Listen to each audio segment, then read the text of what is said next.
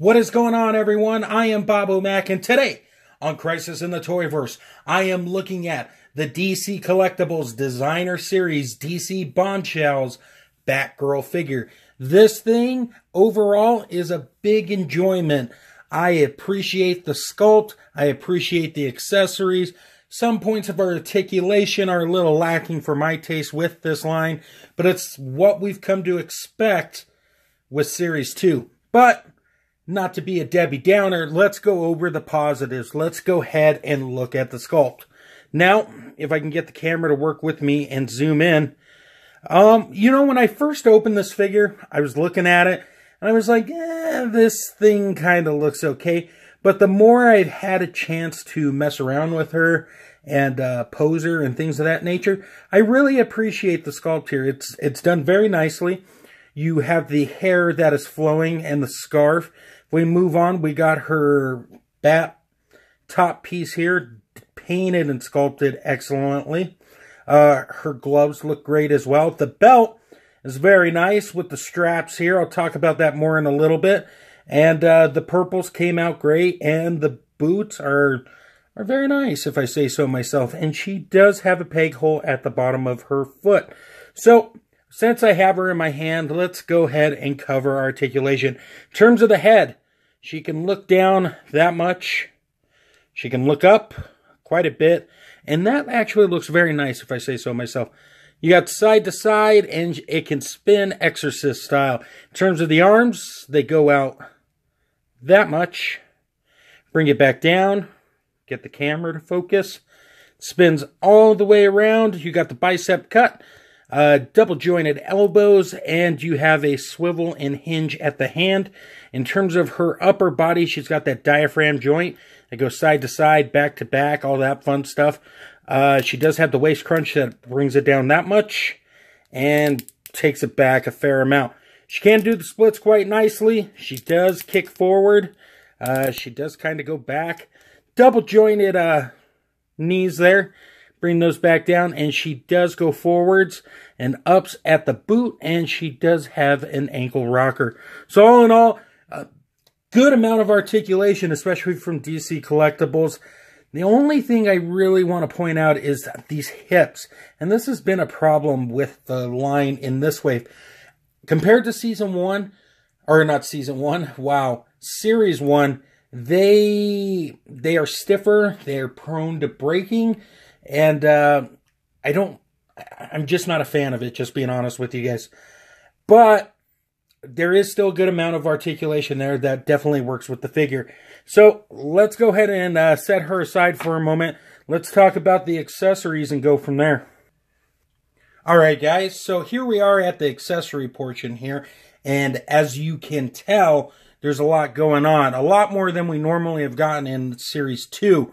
Once again, the hands are lacking. That's very disappointing, but hey, I bought the figure, so I can't really gripe too much, but it's something to note if you're curious. So we got 3 different accessories here. Let's talk first about the goggles. Let's see if the camera is going to work with me. They are done very nicely. A soft plastic rubbery type material, if you will.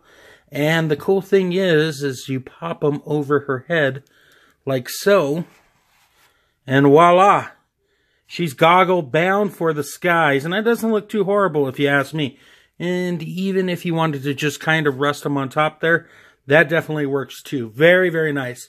Second accessory I want to talk about is the cape here. It is done with a soft plastic-like material as well.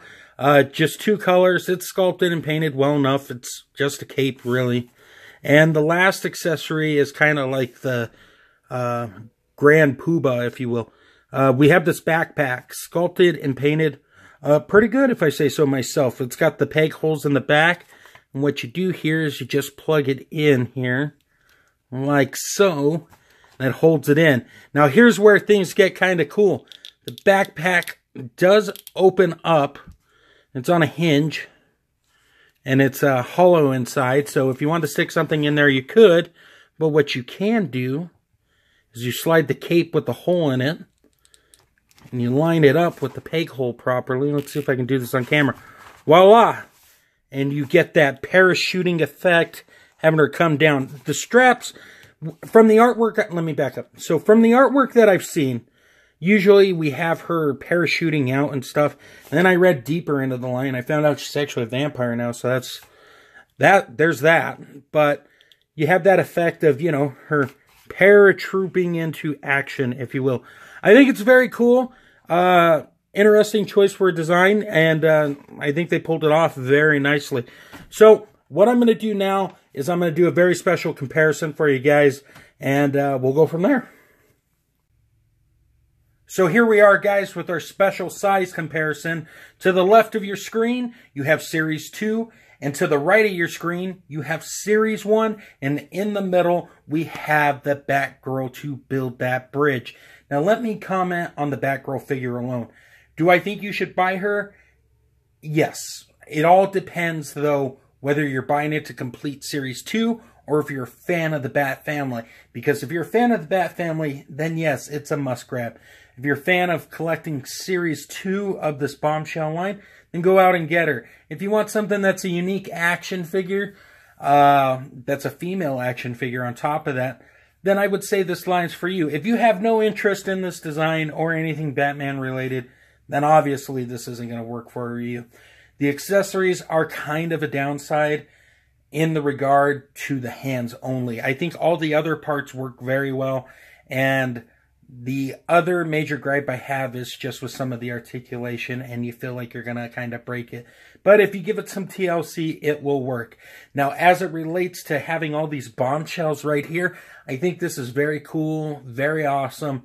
It's something different as opposed to your standard regular DC action figure that we see. So I do appreciate that, and I think it makes a very welcome change to your toy shelf and to your display options and toy photography options. So if you're a fan of it, go ahead and pick it up.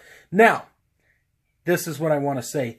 I have a whole bunch of links in the description below for Big Bad Toy Store, Extreme Dash Sets, which has allowed me to have this wonderful backdrop here for you guys. Also, head over to undercovercapes.com for all things geekery in the podcast verse. Lastly, head over to Instagram and throw @ToyLoverCrew a follow and see what amazing toy artists are doing with their toy shots. Guys, stay tuned at the end for the slideshow. Thank you so much for the support, the likes, the subscribes, even the thumbs down and the thumbs up. I greatly appreciate it all. Thank you so much, and until next time, great googly moogly.